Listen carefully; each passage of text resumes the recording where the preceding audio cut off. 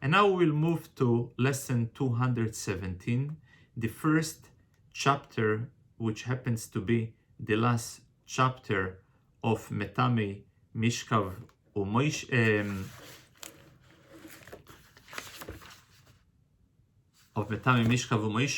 They is dealing with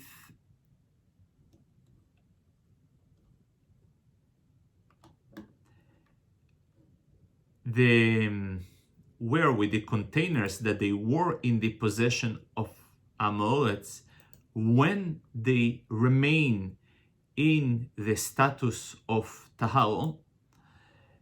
For example, if, as we have learned before, that throughout the period of the Gitois, when the wine press or the olive press is taking place, so due to the seasonal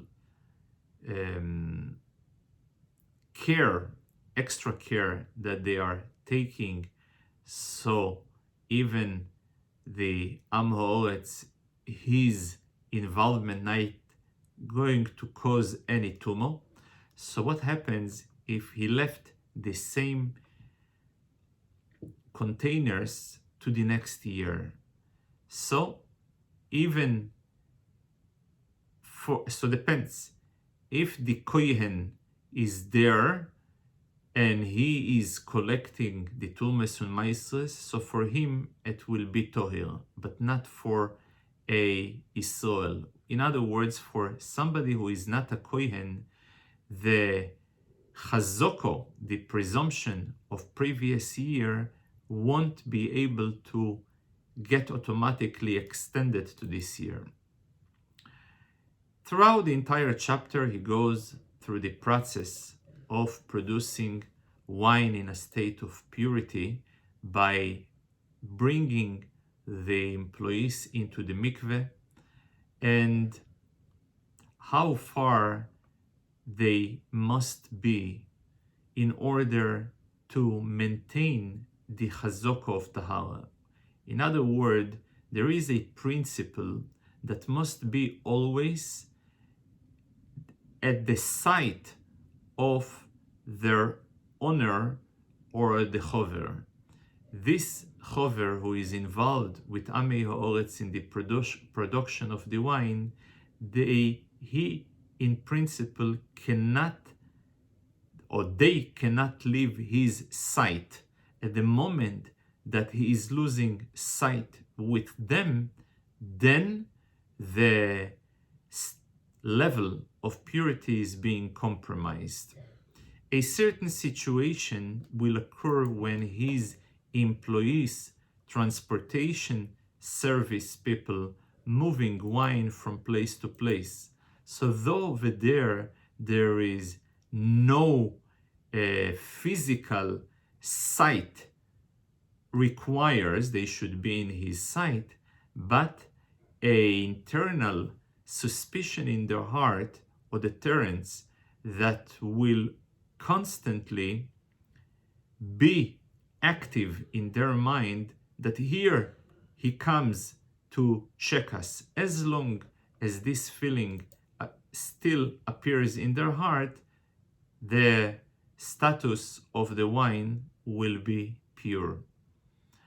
Another situation when a chover is going in the market and he carries two items. He carries on one shoulder a talis, garment, and on the other he carries a magrifo, a rack, or a utensils.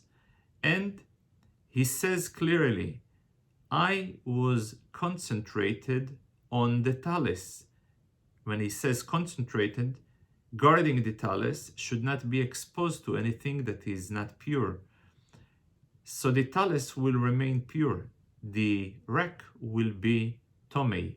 The reason, a marketplace or any public domain is exposed to a contact of different people, and some of them are Amei Ha'oretz, which will contaminate the items.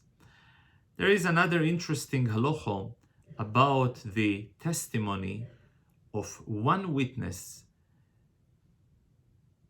which is not being encountered with a rejection. At the moment that one Eid Echad tells him that your taharis, your product became tomei, if he is silent and not responding, this means a consent. If, however, he is rejecting and arguing, no, he says they are not tomei, they are tohir, then there is no tume upon those products until two eidim will actually testify that they are tomei. Until then, they will remain tohir in case he rejects the testimony of the Eid Echad.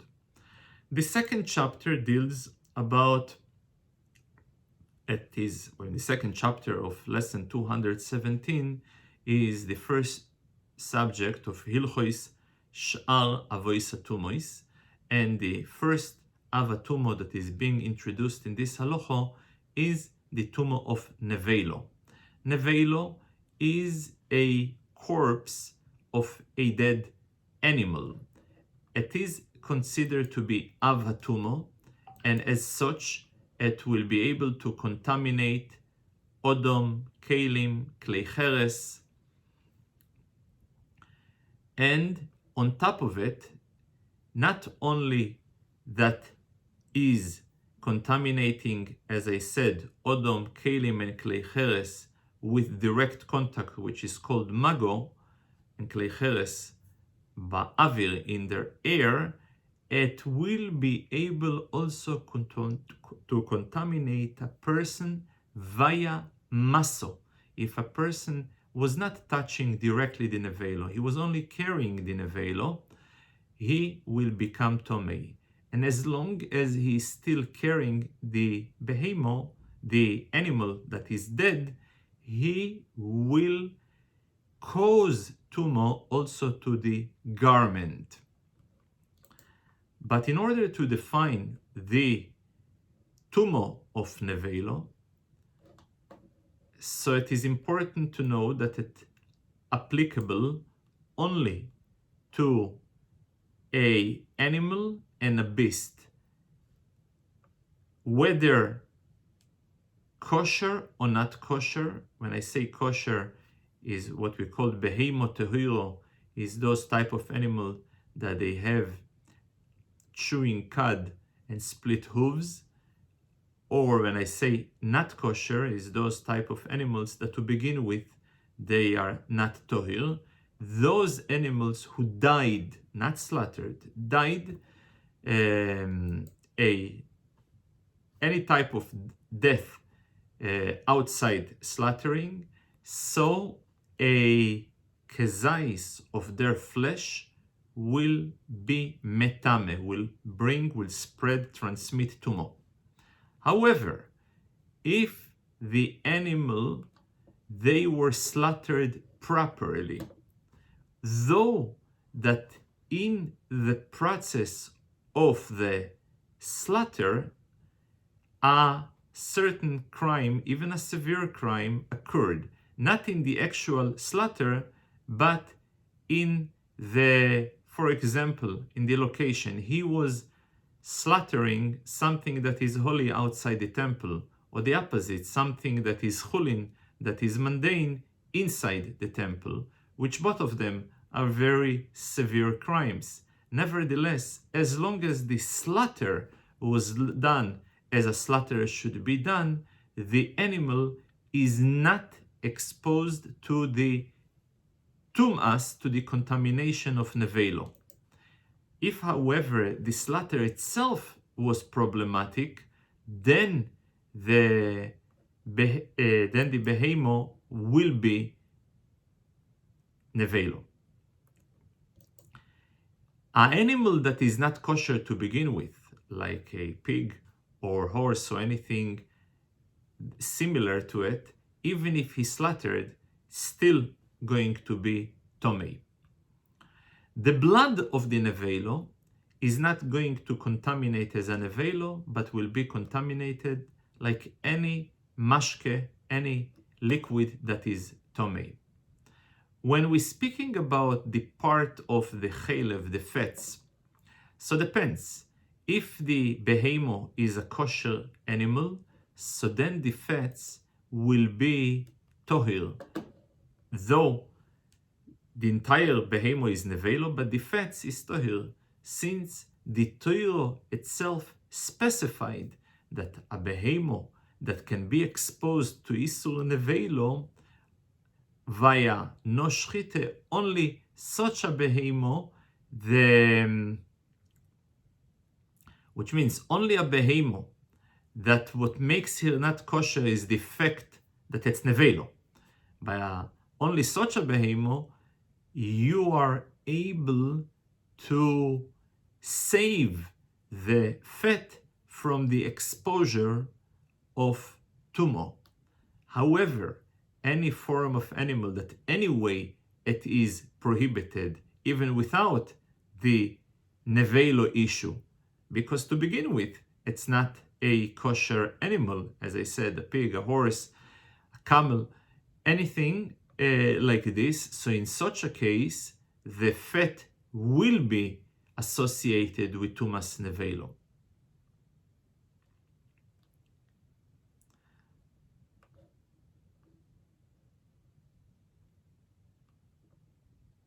Sometimes, even by a kosher animal, which generally, as I said, the chalev, the fat, going to be tohir, going to be pure. However, certain chalev, in case that it covers the chalev, that the fat that covers the kidneys, due to the mixture of meat over there, will be unavailable.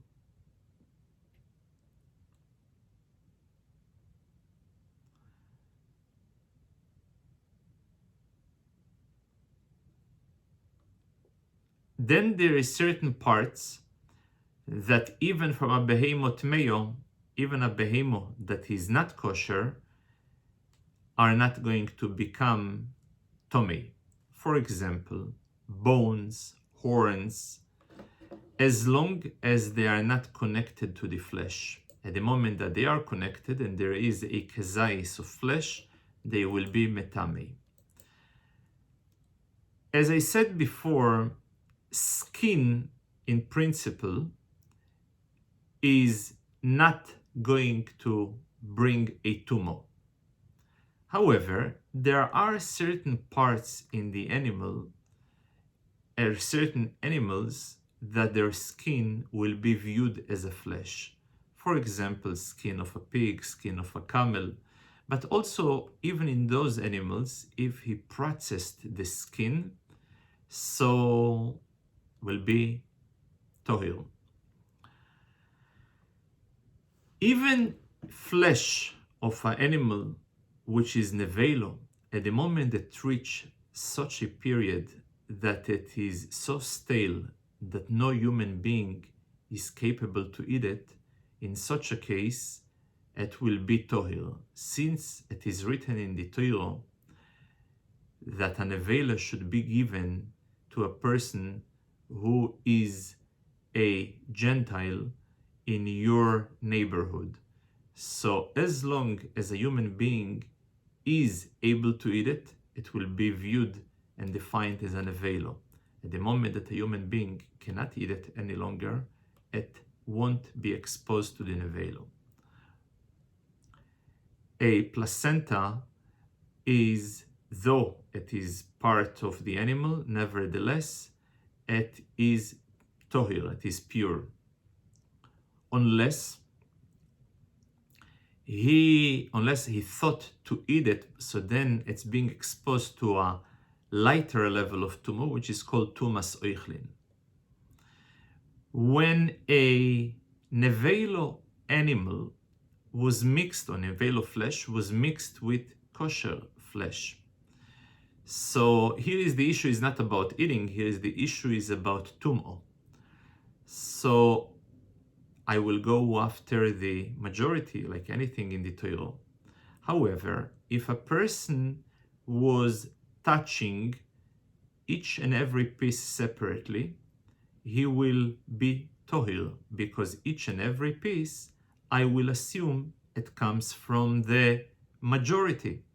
However, if a person lifted and then he was basically involved in maso, and then it is clearly one of the pieces, or the one piece that is indeed Tomei was lifted up by him, so he will definitely be Tomei, though it is only a minority, because it is clearly that he was exposed to Tumas Masu.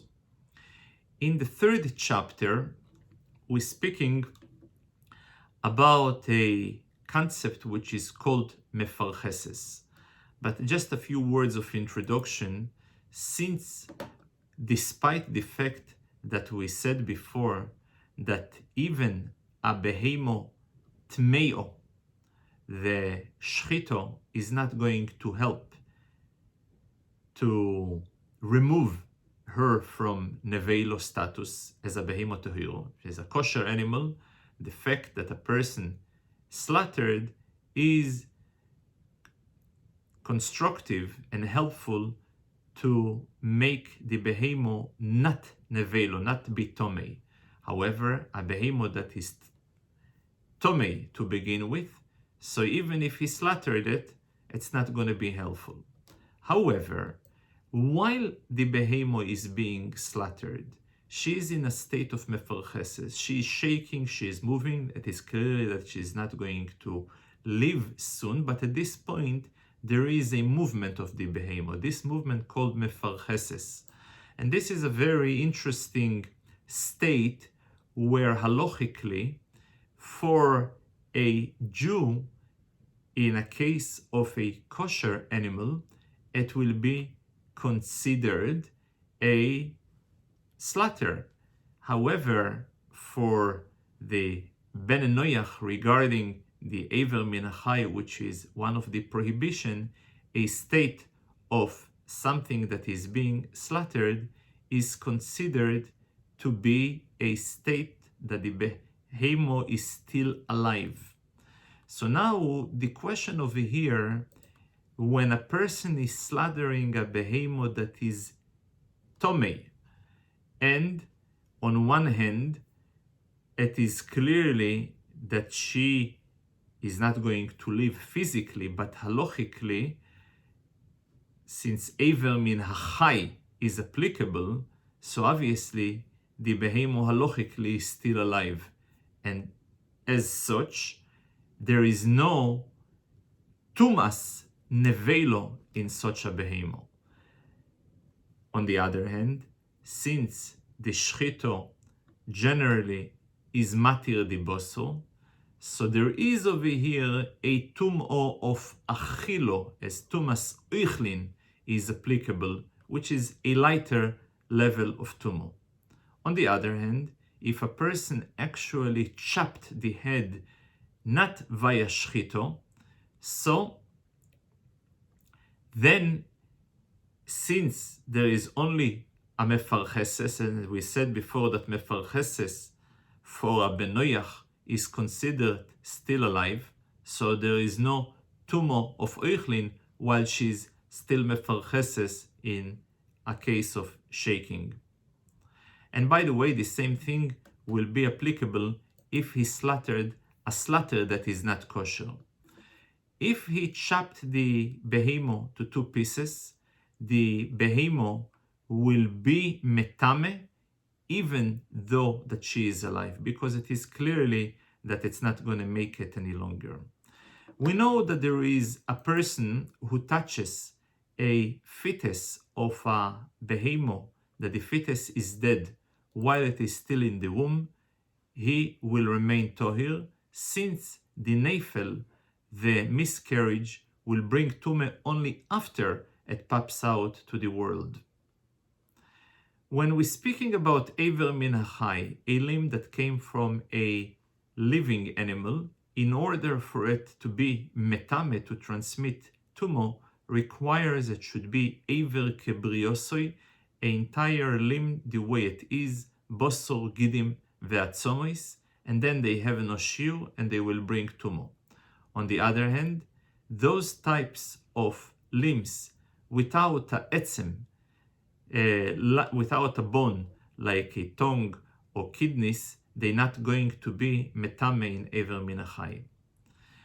A behemoth that is treifo, a behemoth that suffers from a disease that she won't be able to live more than 12 months, despite the fact that it is forbidden to eat her, nevertheless, via the shchito, via the slaughter, the behemoth is not going to be exposed to tumas neveilo, and anybody who will touch her will remain tohir.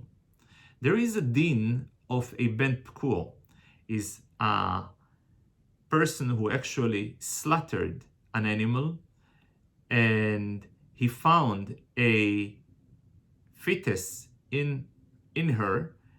The child will be exempt from shchita halachically, and for that reason, also in regard to tumah v'taharo, if he slaughtered an animal and he found a fetus, a dead fetus, inside her stomach, the fetus will remain tohir, because the slaughter of his mother is considered as he as well was slaughtered with her, and therefore it's not going to be an nevaila. Though that the slaughter of a treifo, biblically it is tohir, midirabonon it will contaminate and transmit tumah to kodesh. Even when we said that the shchito will be able to take out the animal from any neveilo, however, if a non-Jew who is disqualified for shchito, and his shchito is not a shchito even though a godel imed al gabov, therefore the behemoth will be neveilo and will be metame bemaso, like any type of a neveilo. However, this tumah is rabbinical only, and it is a derivative of tumas avodah zorah, that this itself is only a rabbinical decree. Thank you.